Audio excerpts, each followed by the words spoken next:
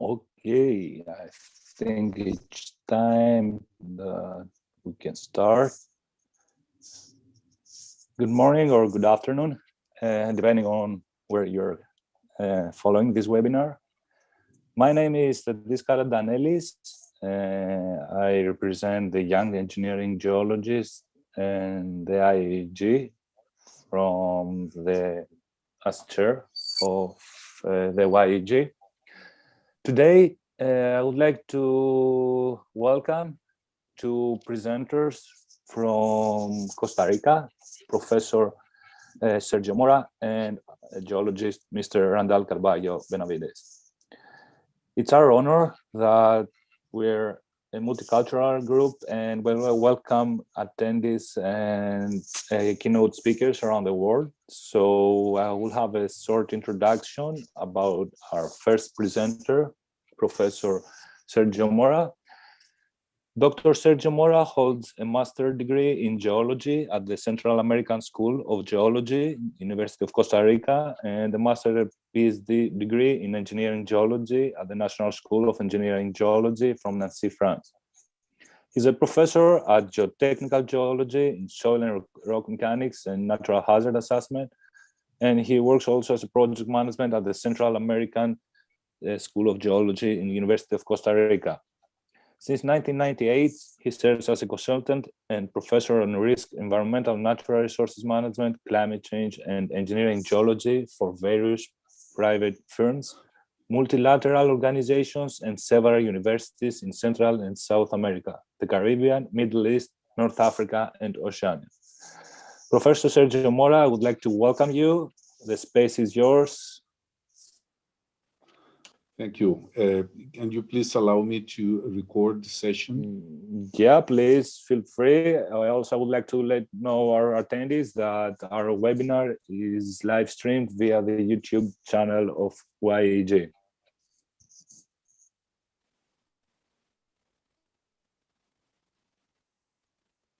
I think I need your authorization to make the recording.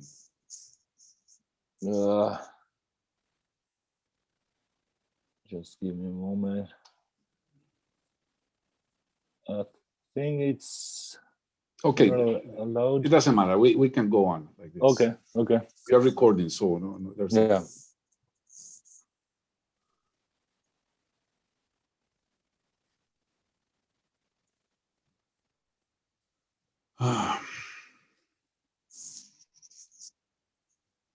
Okay.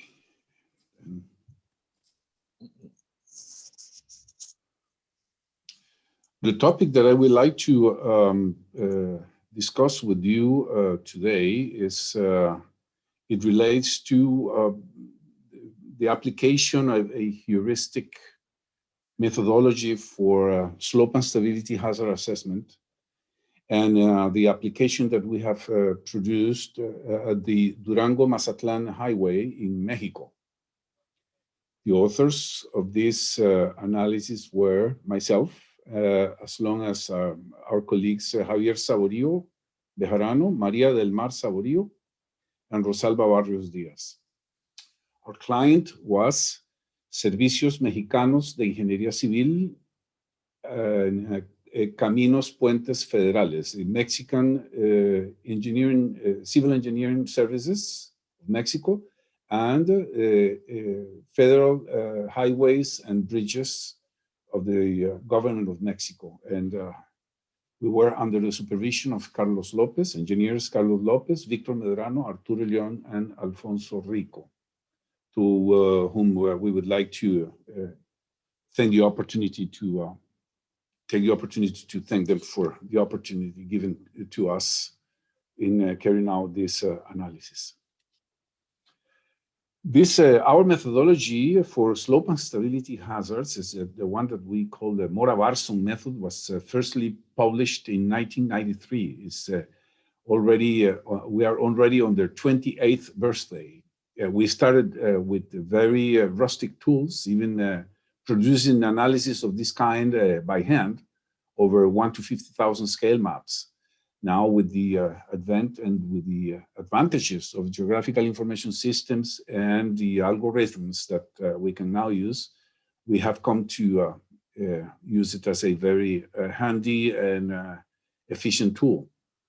This macrozonation methodology was homologated by the TC4 Committee of the International Society for Rock Mechanics, for Soil Mechanics and Geotechnical Engineering in 1999. It was published in one of the manuals of this TC4 committee. It is intended to be a low-cost, a priori system for landslide hazard macrozonation in tropical and seismically active areas, taking into account the fact that in developing countries, we do not always have access to sufficient, reliable, and with a high degree of resolution of data and information. So we intend this methodology to be a guide for initial decision-making processes, and where further and more detailed geotechnical investigation should be required. We want to underline or to hotspot areas where problems seem to be more evident, at least. Then it applies is the principle of the philosophy of this methodology is that we apply a set of morphodynamic proxy indicators which offer this orientation about the natural geotechnical conditions that prevail in the slope. And then we make a substitution of the geotechnical parameters. For example, we substitute the cohesion, friction angle, and pore pressure based on upon the lithological constitution that is determined by expert opinion, or if we have field data, of course, it becomes easier, as it was in this project in Mexico. The slope geometry is substituted by the relative relief index or the slope angle. The evolution of interstitial pressure, we analyze it from the prevalent moisture conditions that we will explain, and the accumulated precipitation in 24 hours, the intensity, duration, and frequency of rainfall. And then the seismic trigger we use to characterize it by the peak ground acceleration. In this case, we had the opportunity to use even a temporal ordinate to discriminate periods that we consider to be more damage prone for the slopes in these areas and seismic intensity, of course. So it is a spatial analysis, essentially. We define the slope and stability hazard parameter of composed by susceptibility and trigger factors. The susceptibility factors that we consider to be intrinsic to the slope are composed by the indicator of relief that could be represented by the slope angle or the relative relief index, the slope lithology susceptibility, which it tends to substitute the shear strength, and it is used by perception or determination, and the indicator of prevailing ground moisture content. And then the trigger factors are the ones that represent the influence of seismicity through its intensity and rainfall through its intensity, duration, and frequency. So the slope and stability hazard is defined by the combination of relief, lithology, prevalent moisture, combined with the seismicity and precipitation trigger factors. Of course, we can make iterations and enrich this methodology once the knowledge of the slope and stability situations is better understood, and also the influence of the trigger processes improve. The lithologic susceptibility starts with the determination, in this case deterministic, by the way, of the conditions of the lithology.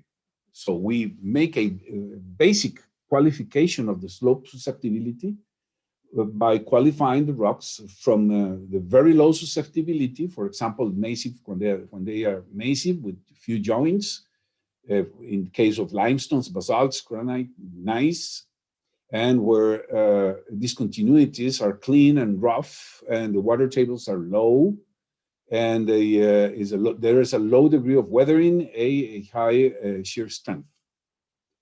When the condition of the rock evolves into more fracture, more weather, and less shear strength, the susceptibility increases, and then the parameters decrease. In this case, as you see here, the same lithology, in this case, a pumitic tuff, gets weathered, and then the condition of the shear strength decreases. And then the rocks evolve and weather into residual soils or transported soils. And this same pumitic trough is shown here in a very fissured and weathered condition. So the susceptibility is very high, and then the influence on slope and stability conditions increase. We can add parameters when we do have the information to refine the classification, both in detail and spatial resolution. For example, by using the SMR and the Q methodologies, Wieniawski and Barton respectively, when we have the opportunity to qualify the rock condition on the slopes, we can add decimals to the qualification of the susceptibility of the lithology. And then we can even qualify the soils when they are residual or transported. And we do have information about cohesion and internal friction or uniaxial strength.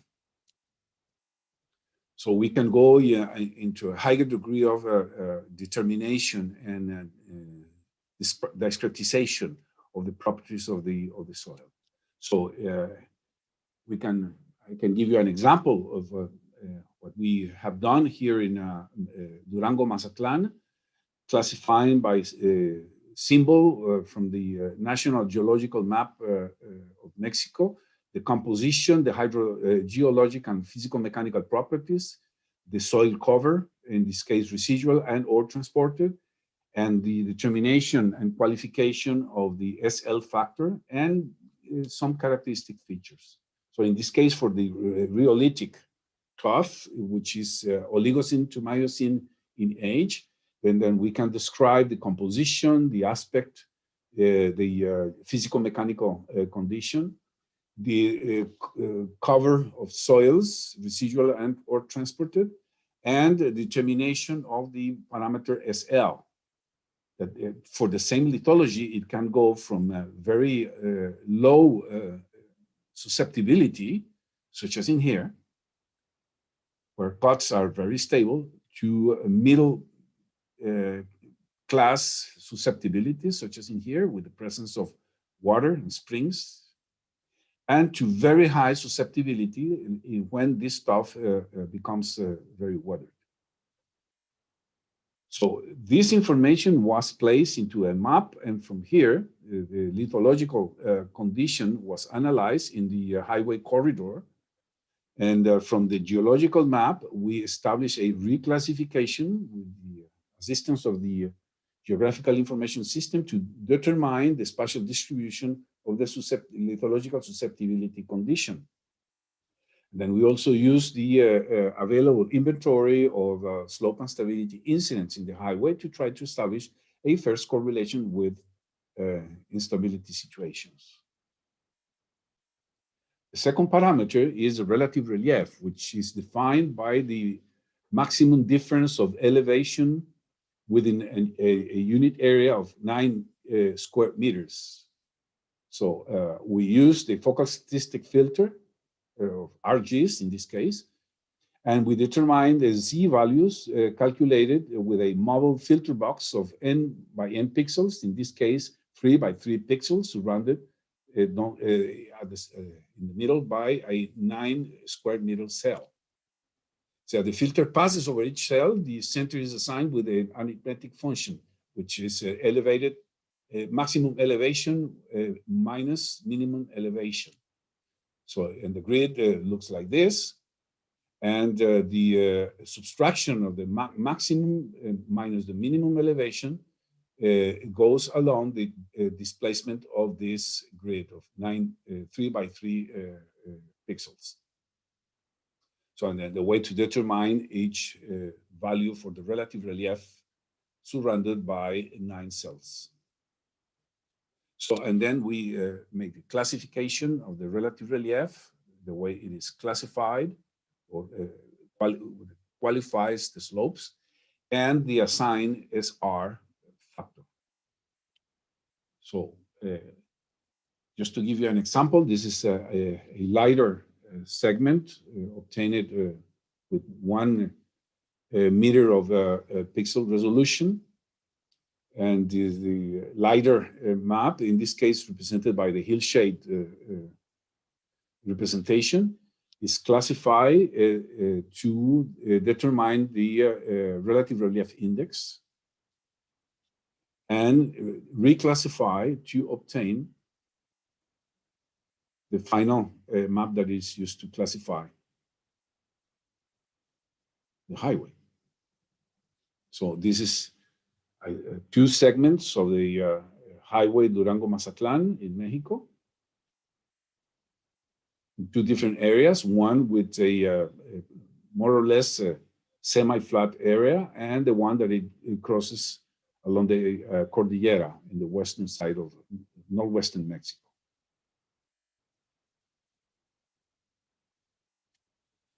Soil moisture is estimated through a hydric balance. It's the share of precipitation minus runoff and evapotranspiration.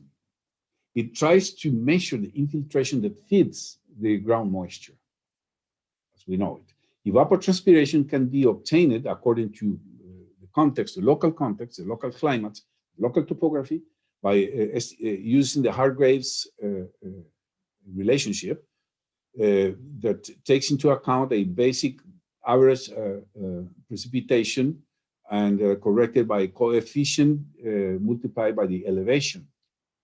Then we can obtain an annual range in millimeters and define an annual value of the soil moisture prevalent condition, and we made the qualification. So we can do that by month. Eventually, we can do that by day or by hour, if necessary, if the amount of data is sufficient, and it is as well its resolution and accuracy.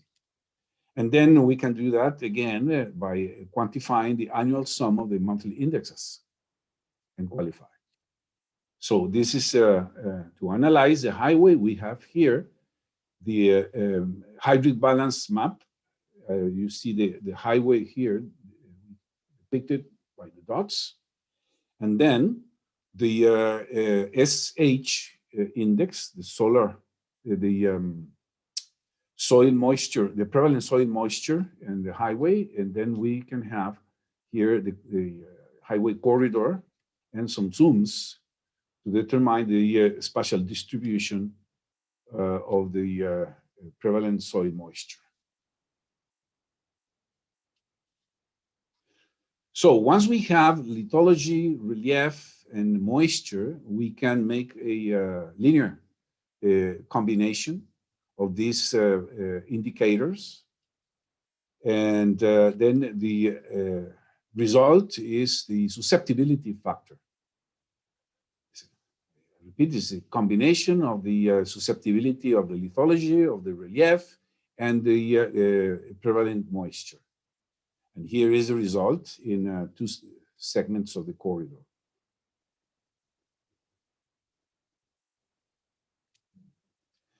Then the triggers. We will see first the earthquake triggers. Mexico is, of course, a very active area, particularly the Northwest, as you see here, is the fractures associated to both the subduction and the fracture of the Baja California. So we we were assisted by the ERN group with the crisis software and platform to estimate, you see here the highway in here, to estimate the earthquake trigger that we used with a certain amount of dots, points where the earthquake hazard was calculated. I'm not going to go into much detail, only to show that the procedure takes into account the geometry and the characterization of each of the pertinent earthquake sources surrounding the highway. And then the establishment of attenuation models for each of the sources. So, and then through stochastic procedures, they obtain the prevalent earthquake hazard according to different models that usually the peak ground acceleration, but you could use also the modified Mercalli scale or any other classification that it is available. And then the definition of the value of the parameter of influence of the seismicity trigger. So ERN established in reality 5 basic scenarios. One that will be a subduction earthquake of 8.5 in magnitude momentum at 15 kilometers of depth with spectral, I'm sorry, this is 150 kilometers of depth with a spectral ordinate of 0.5 seconds with a 100-year return period and with 10% probability of exceedance. The second scenario was an in-slab subduction earthquake, reverse fault with a magnitude of momentum of 7.7, 30 kilometers in depth, in rock with spectral ordinate of 0.15 seconds and a 100-year return period and 10% probability of exceedance. The third scenario was an in-slab subduction earthquake, but at 10 kilometers of hypocenter, and the rest of the parameters were the same. In rock, spectral ordinate of 0.15 seconds, 100-year return period, and 10% probability of exceedance. And then the fourth scenario, a local earthquake of 5.6 in magnitude, momentum, 10 kilometers of depth, along or placed over, artificially over the highway corridor, and which represents the maximum expected value that can be reproduced by the available information in this region. And then the final scenario was a stochastic, combining everything, combining all scenarios and all sources, and to obtain, let's say, the largest earthquake hazard that scenario that could affect the highway somehow. And this is the scenario with the highway over it. It's always 0.15 seconds of ordinate, 100-year return period, 10% of probability of exceedance, and this is the highway corridor. This is the mountain area, the Cordillera, and this is the upper part of the highway in the Altiplano.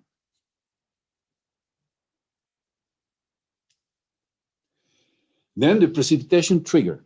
The precipitation trigger is defined by the fact that Mexico is under the influence of the cyclonic corridors, and this particular area was subject to several hurricanes and tropical storms in the last 20 to 25 years. So we can use the 100-year return period, 24 precipitation accumulated, or the 24 to 72 hours precipitation accumulated. And then we, with this, we can define the parameter of trigger of the precipitation. And this is a segment of the highway that it is shown in here. So when we do have susceptibility and each of the triggers, we can produce a scenario, in this case, an intense rainfall, slope and stability triggered by intense precipitation without an earthquake.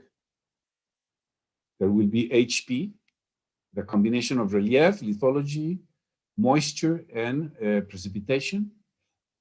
And this will be the scenario into segments of the highway. And then the slope and stability hazard triggered by an earthquake during the dry season. Earthquake without rainfall.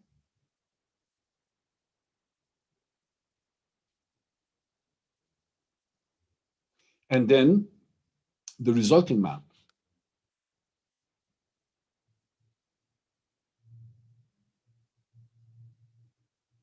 Finally, the maximum or the total slope and stability hazard triggered by an intense earthquake during the rainy season. Everything is involved: relief, lithology, moisture, earthquake, and precipitation. This is the reclassification score.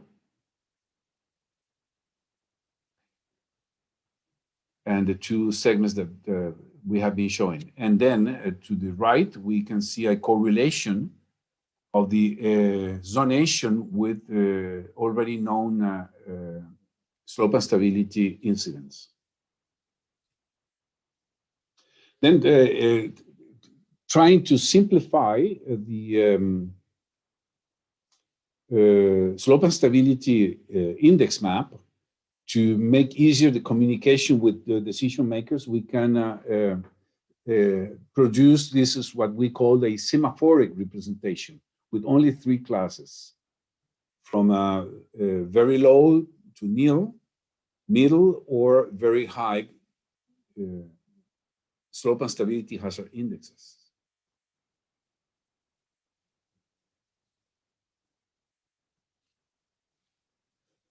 This methodology was put to text, to context and to test, and landslides that occur in areas where were already identified as with a high degree of hazard. We have others, but I prefer, we don't have the time to show all of them. Essentially, the methodology worked well. And then this is important that, to point out the influence of the topographical resolution on the degree of accuracy of the methodology.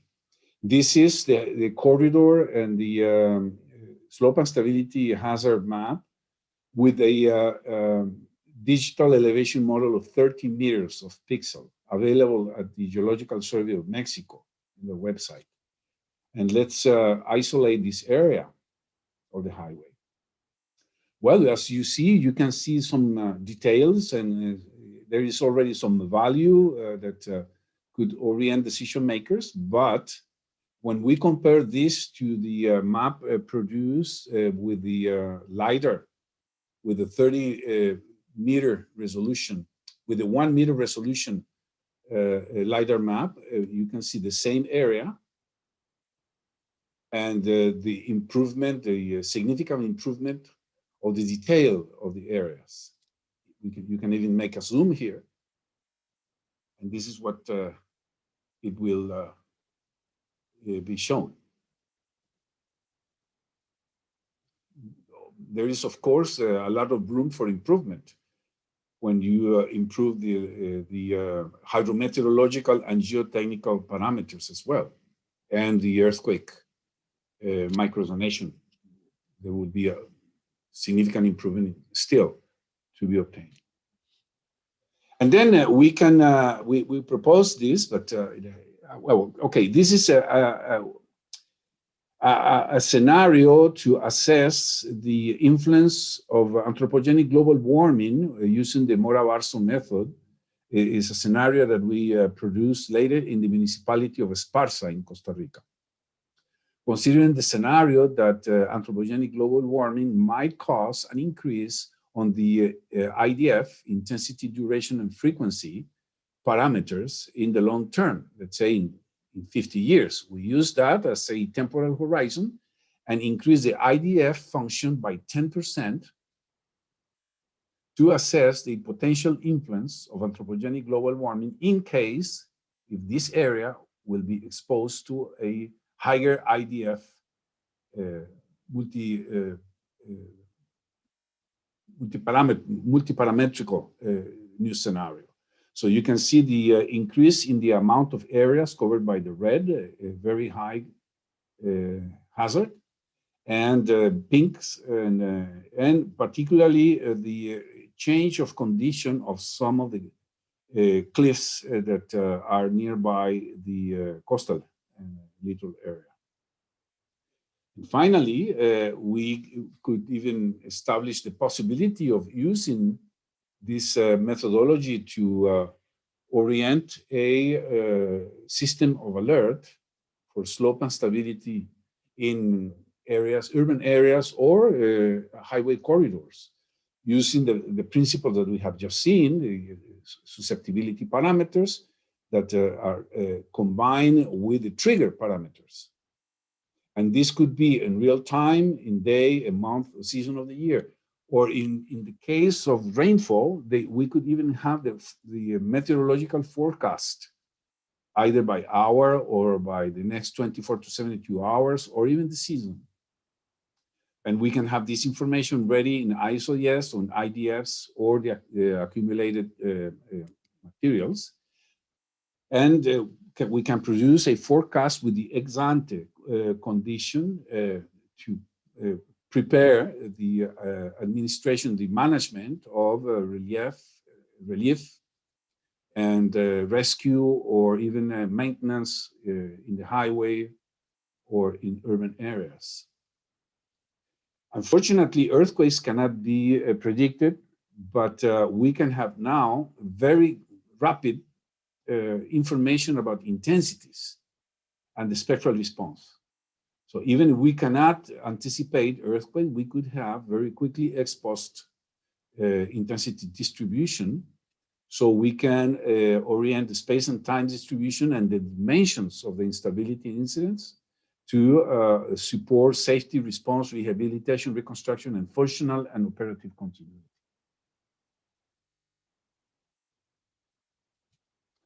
Well, this is all that I do have to present. I will remain, of course, available for any questions that you might have. I don't know if the questions will be after Randall's presentation, or we do it right now. I am available anyway. Thank you very much, Professor Mora Castro. I mean, it was really excellent, your presentations. I think the attendees really enjoy, especially what you mentioned with the advances in the geoinformation and in general in the geoinformatics. We can establish new methodologies and new assessment methods. As you already saw, the advance and the difference between the topographic data that you had and the LiDAR data had increased the result. Please provide your questions to the chat session. I think we can move on with Randall's presentation, and we can collect all the questions in order to be answered in the end of his presentation. So now I would like to welcome our e-YEG representative, Randall Carballo Benavides, who obtained his bachelor and graduate in geology from the Central American School of Geology of the University of Costa Rica. His thesis was on landslide risk assessment on highways. He received an honorary grade. Since 2019, he works as an independent geologic consultant for small projects on Costa Rica. He has also participated in several congresses, both on national and international level, presenting his thesis. Since 2020, he acts as the Costa Rican representative for the e-YEG, and since 2021 as the secretary for Costa Rica Committee for Engineering, Geology, and the Environment. We are really happy to have you here, Randall. The space is yours. Welcome. Thank you.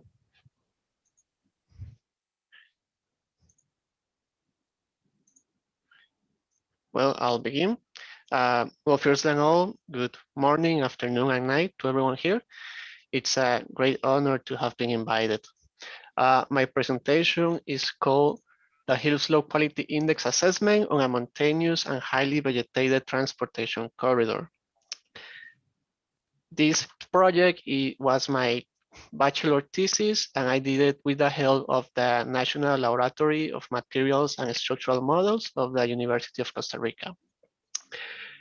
You might have the question of what is the Hill Slope Quality Index, or HSQI? Well, it's a new pre-construction assessment methodology that determines the susceptibility to a landslide in a transportation corridor. It uses geological, geomorphological, and geotechnical data as inputs on a series of equations proposed by Rica 1989 from the National School of Engineering of Nancy, France. This method is not mine. It was proposed by the master Carlos Arturo Moreno Ceballos in its master's degree thesis in 2015. What did we wanted to do with this project? Well, we have some things to consider. First, this method is new and is not tested enough. Its applications and limitations are not well known. And we don't know under which criteria can it be applied or if it should be modified. So what we wanted to do is to determine if the HSQI can be used in a forensic way on an already built highway, highly vegetated, weather and mountainous corridor. How does it work? Well, you, a decision maker, you have your area of interest and you want to build a highway on it. And you want to assess the landslide susceptibility that this highway will have. So what the HSQI proposes is to divide this highway in several sections. Each section will have a width and a length.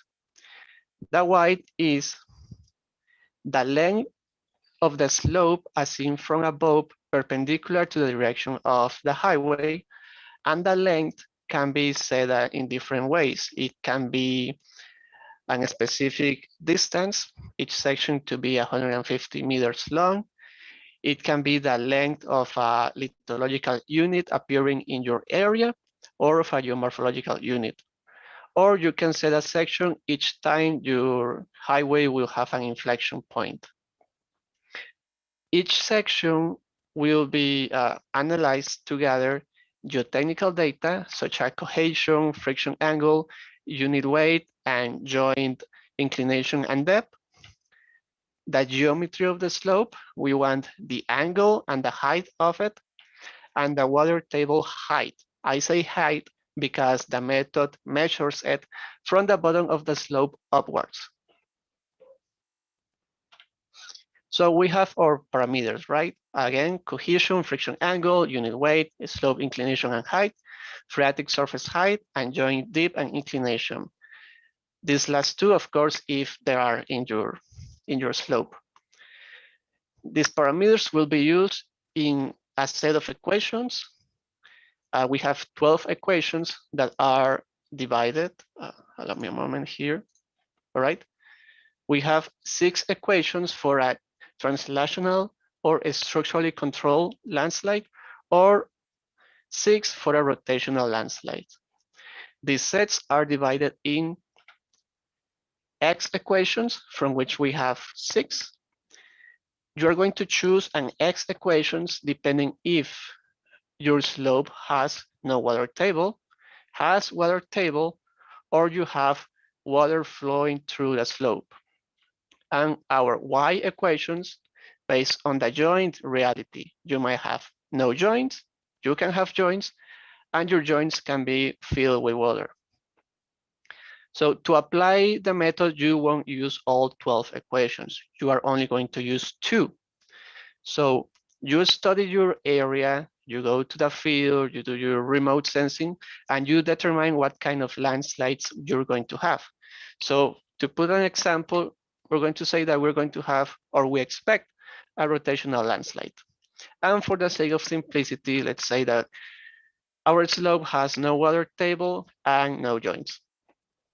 So we gather all the data and we run the equations and we get one x value and one y value.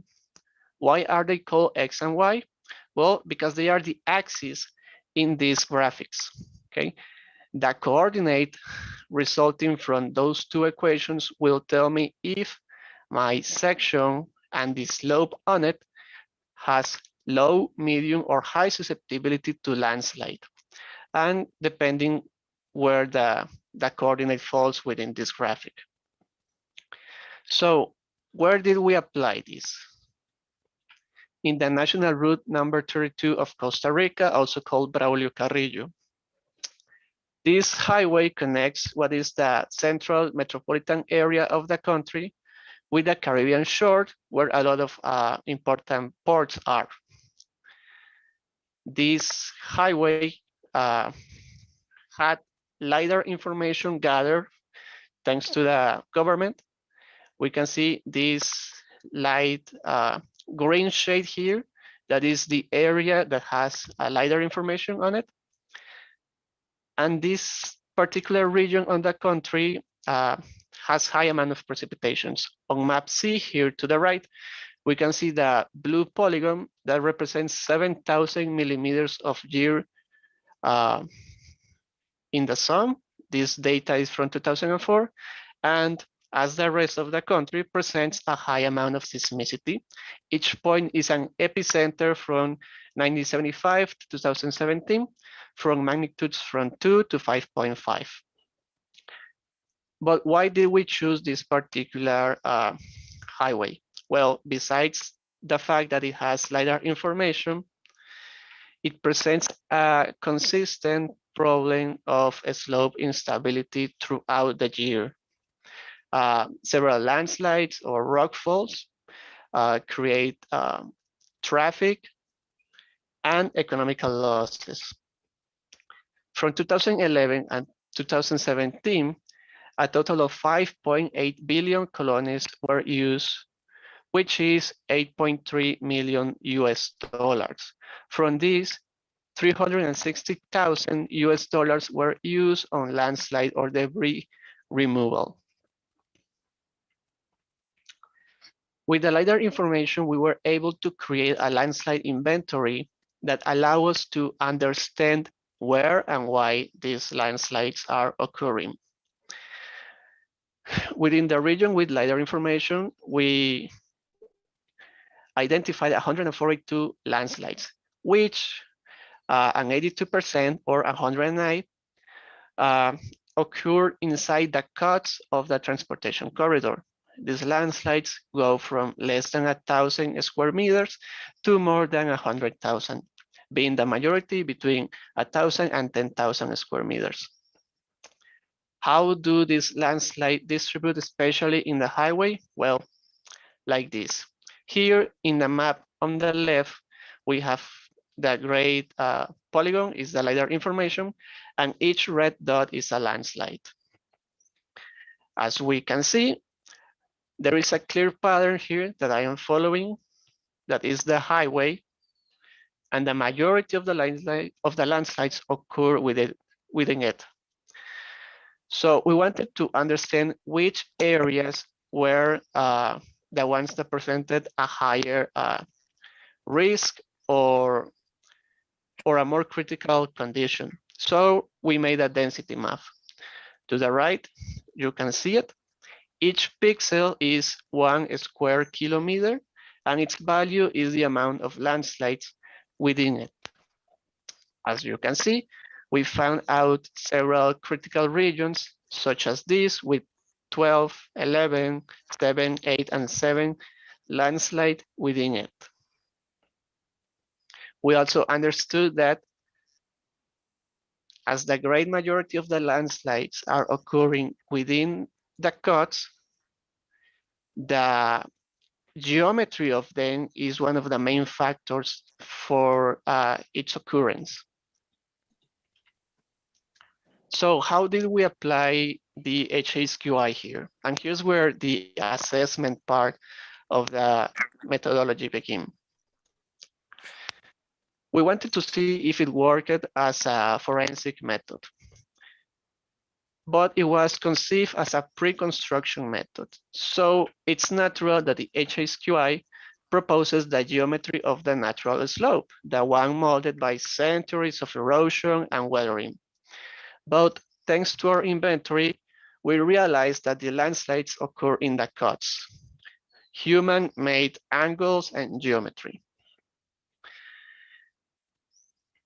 The water table height has been previously used as 0.6 of the total amount of the height of the slope, but we know that underground water varies along the year, between seasons, if it's rainy, if it's sunny.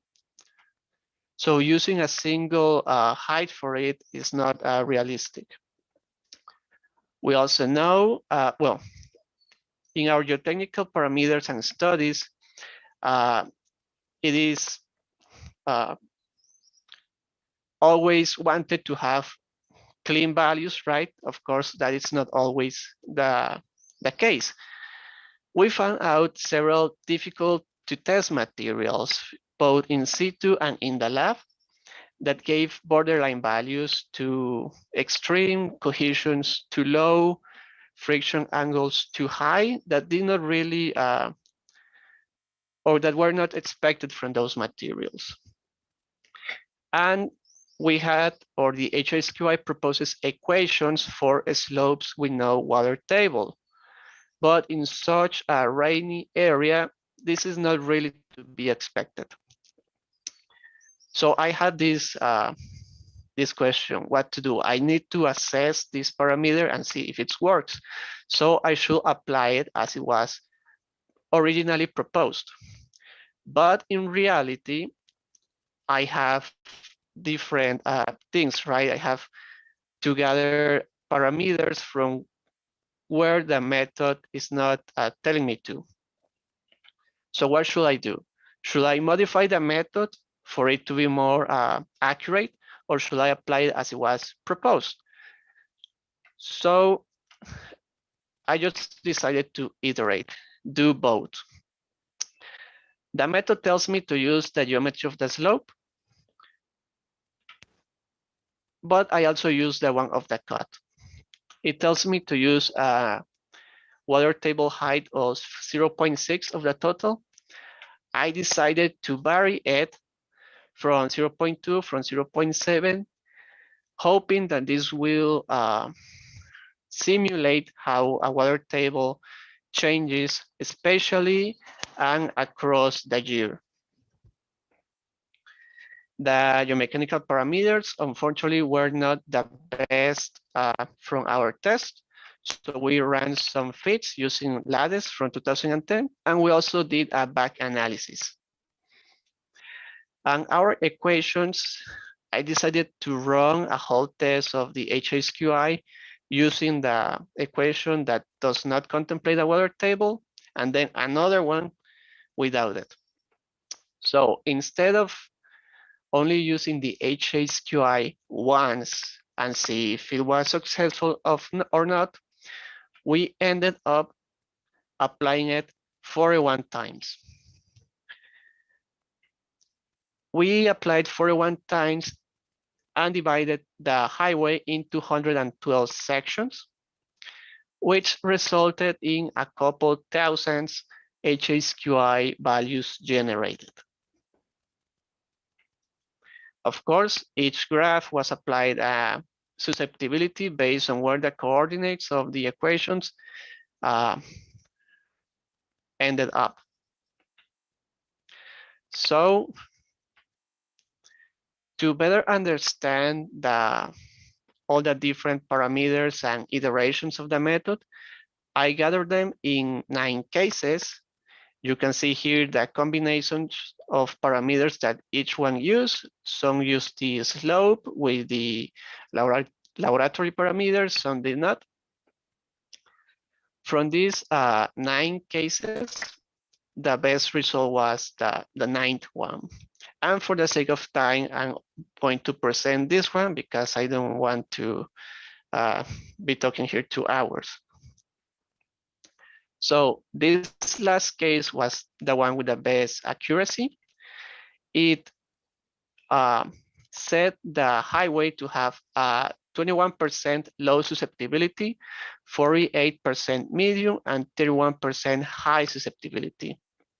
How does this look? Like this. All right, we can see regions with low susceptibility, high susceptibility, and medium. But why do I know that this was the most accurate version of the HSQI applied, right? At the end, what the method is telling me is I guess that the method does based on the parameters and the weight I put on them or in the equations. So if you remember the landslide inventory we did, we just run a comparison. The idea was, if the method is telling me that I have a region with low susceptibility, I should see low amounts or no landslides. If it's telling me that I have high susceptibility, I should see a high amount of landslides. So we ran these comparisons, and we had several places where we had a good correlations between the method and the landslide inventory. We remember this area with 12 and 11 landslides that was correlated with a high susceptibility region, and some areas with a low susceptibility and a good correlations. Of course, it wasn't perfect. We had some areas with low accuracy, but in general, we could say it was a success. So, was successful to apply the HSQI as a forensic method? Yes, we did got a good result, but we had to modify it, right? If we had used the parameters, or if we had gathered the parameters from where the method was telling us, we will have gotten an inaccurate result. The best example is the geometry of the slope. If we had used it, we had underestimated the susceptibility of the highway, and thus we had to use the one of the cuts. From all the 41 applications of the HSQI, in general, we could say that the best cases were using high water table heights, the geometry of the cut, the geomechanical parameters gathered from a back analysis, and the equations did not really provide a significant change when we ignore the one that did not apply the water table. So comparisons and conclusions. Please take in mind that in this section, I'm going to be speaking about Sergio's presentation of the MORAVA and of the HSQI. So we have the MORAVA, right? As you saw, Sergio applied it on a transportation corridor. What were the advantages of the MORAVA here and in general? Well, the MORAVA is already a widespread and tested method with successful results. I'm going to go to this hyperlink that Sergio provided. Here we can see all the analysis applications of the MORAVA throughout the years. It's a large area coverage method, so you can use it to study a big region. Can use parameters obtained from remote sensing techniques. It doesn't need to be in situ analysis. It's an efficient tool to detect areas with high slope instability, where further local geotechnical investigations are required. does not require a higher degree of expertise in the use of GIS. What were the advantages and are of the HSQI? Well, it does not require the use of advanced software. I told you I applied it 41 times, which were 41 Excel sheets. So you don't require a big or expensive software, nor a high-end machine.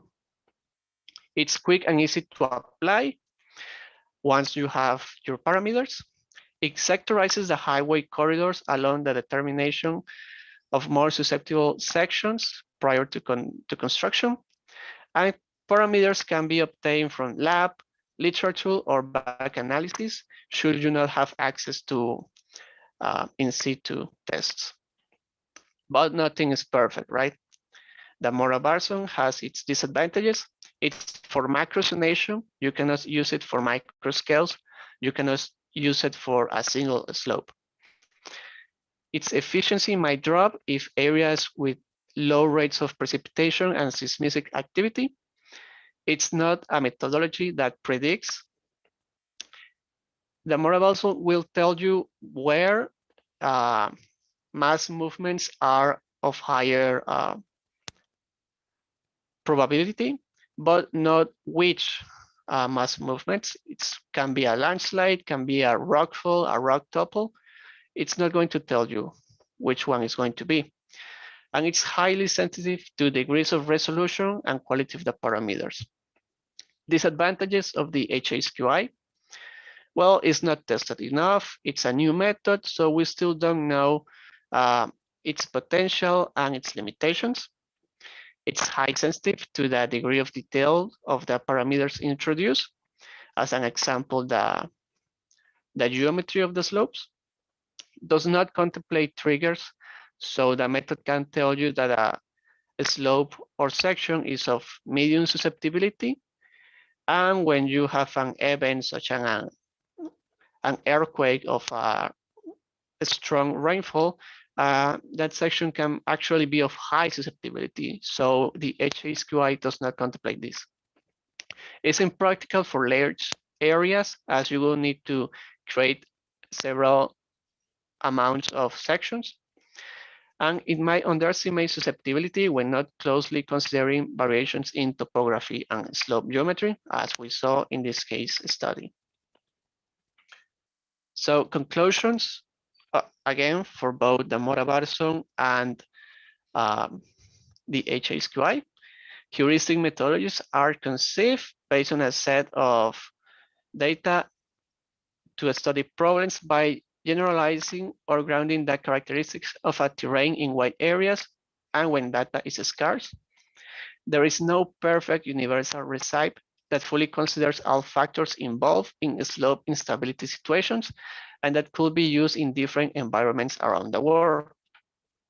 Knowledge of the intrinsic characteristics of slope terrains, a wide selection of a methodology, and the use of engineering judgment are of vital importance to obtain acceptable analytic results. Heuristic methodologies are useful to determine scenarios in a slope where instability might occur. However, they are highly sensitive to the degrees of expertise of the applier, the epistemic uncertainties, and the intrinsic variability of the geological setting. Methodologies such as the MORAVA version and HSQI are based upon a set of hypotheses, indicators, parameters, and criteria, either deterministic or probabilistic, but representing mostly the features of regions in which they were conceived. Therefore, it is not recommended to be directly applied without an adequate adjustment to the local context. The application of the HSQI here is a perfect example of this last one. So general recommendations. The geometry and anthropogenic slope can be adequate parameters to assess its potential instability. It must be used considering how their spatial variations vary and affect the safety factors. Accurate seismic and precipitator indicator values when applied in these methods can increase their accuracy in determining the susceptibility of a slope exposed to these triggering events. The MORAVA version is a perfect example of this. As It has been shown that depth of the water table creates a high sensitive to instability scenarios. Therefore, it becomes highly important to have a good understanding of its geometry and hydrodynamics and its lateral and seasonal variations. And the use of cohesion and friction angle is not recommended to analyze rock faults topples and other rock mass instability scenarios. And thank you. Thank you very much, Randall. It was really nice to have such kind of presentation. Let's see if I have any questions. Please provide your questions to the chat session of Zoom app in order to be answered from the keynote speakers. Just before starting the questions, I would like to ask you a question. Did you try to apply it in a different area rather than solely on the area that you're applied? No, the project was focused on this area as we wanted to see if it could work in this specific scenario. It has been priorly applied in other highway corridors by Carlos Arturo Moreno Ceballos when in the original proposal.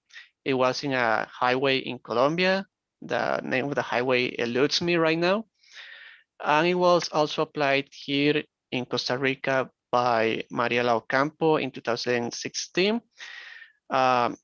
Both other regions were highway, yes, but were not as vegetated, rainy, or weather as this one. So I have not, but the method itself has. Okay, yeah, because it seems really interesting and promising, I could say, for decision making and just for including these parameters and these kind of models in a more holistic assessment. So I think there is a lot prominent on that. Okay, just to see if there are any questions, please, I will repeat myself. Provide any questions in the chat. To answer your question on the Mora methodology, Randall, can you just stop sharing your screen? Perhaps we can. Of course. There you go. Yeah. MORAVA has been applied in many areas, virtually in all Latin America and parts of Africa, Middle East, even in Japan, with different degrees of success. Just type Mora Varson in Google, and then you will have about, I don't know, 50 to 70 pages of comments. Of course, not all of them very positive. There are critiques and suggestions as well. But in general, if I could make a general qualification of it, it is all areas involved about 75 to 80% successful. Okay. There is a lot of room for improvement, of course, and that I believe that we are already working with that with Engineer Saborio, and I see Wilhelm Gunther Farson with the audience. I hope that he will rejoin us in advancing work. We believe that from the climate circumstances, there is a lot to be improved. And we are requiring little by little to have more resolution and perhaps advancing to a stage that might yield microzonations more than macrozonations. So these are the main goals of what it is expected from the methodology and its development in the near future. Yeah, I think it's really promising methodology, and looks like the results are really comparable with other methodologies that they have been used for decision making. So I think a lot more have to come.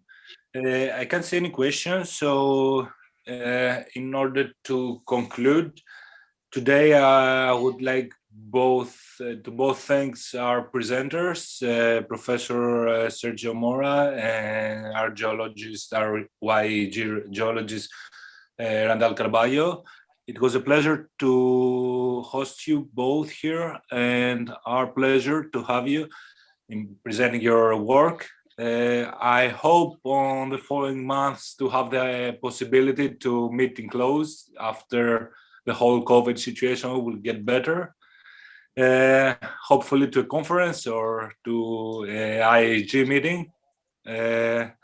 So once again, thank you very much. Thank all the attendees for being here. For your information, you can find the current webinar after our finish line in the YEG YouTube page. So once again, thank you very much and stay tuned for more actions from YEG. Thank you. And Thank thanks to you you. for the efforts and work to organize these webinars. One more thing that I would like to add is that if the audience requires literature, bibliography on the study cases that we have performed, they can write to you, and then you can readdress us or write directly to us, so we can offer publications and technical reports on the matter. Definitely. That's really nice. Thank you very much. Thank you, Professor Mora, Castro. So see you all. Good night.